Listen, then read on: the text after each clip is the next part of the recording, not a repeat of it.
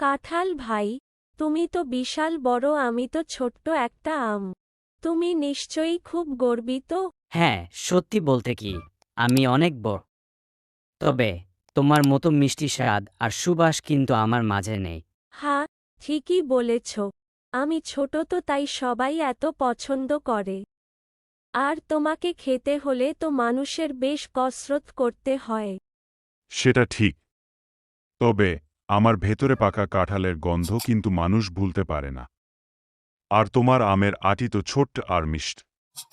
আমার কাঁঠালের কোষ গুনে গুনে খেতে হয়। হুম, সব ফলেরই তো আলাদা আলাদা মজা। মানুষ আমাদের দুজনকেই ভালোবাসে, সেটাই তো বড় কথা। ঠিক বলেছ, বন্ধু।